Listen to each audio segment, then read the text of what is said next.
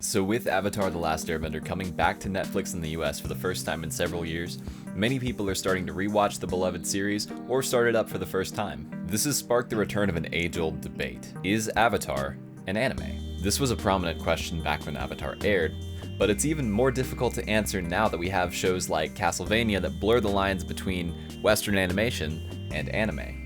That said, I think the importance of that initial question has become more or less moot, and a new, more interesting question has grown from it. In this video, we're going to dive into the history of Avatar, not necessarily to answer the question of is Avatar an anime, but rather to ask, what is Avatar, and how do we talk about it?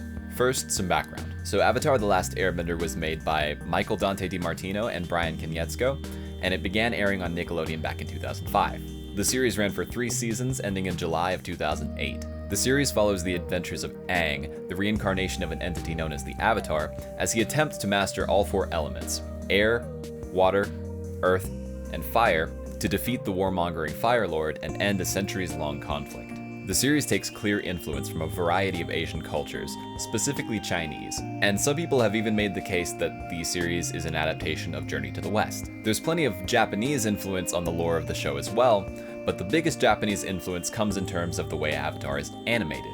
The series' visual style serves as the crux of the argument that Avatar is an anime. And make no mistake, it's clearly anime-inspired. Giancarlo Volpe, who directed many of the series' episodes, stated that the staff, quote, "were ordered to buy Fooly Cooly and watch every single episode of it, citing this as a large inspiration for the style of the series." Now, Fooly Cooly was an anime that aired between 2000 and 2001, and was popularized in the United States when it aired on Adult Swim in 2003.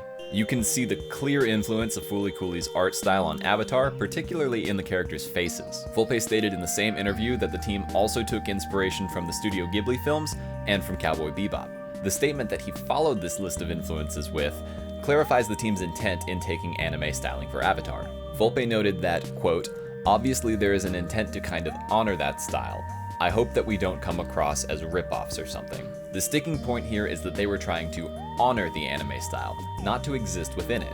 Further, the statement that they didn't want to be seen as rip-offs implies that they knew their work was derivative rather than operating within the bounds of anime. But more than that, it implies that they wanted to create something new, something that was not anime, but was also not anime. So, is Avatar an anime? Technically, I would say no, and it seems that the people working on the show are in agreement with this. But as I said at the beginning of the video, that isn't what's important here. I proposed this question instead. How do we talk about Avatar? Or perhaps more specifically, should Avatar be discussed together with anime? The answer to that question for me is absolutely yes, and here's why. The common definition for anime states that it is animation produced in Japan and adhering to a specific style. Content produced within a set definition like this tends to form its own ecosystem of tropes and themes. Much in the same way that American serial dramas have similar story beats and themes to them, after you've seen a few anime, you can start to guess where the plot is going to go and how characters are going to act. Now, this is by no means a bad thing.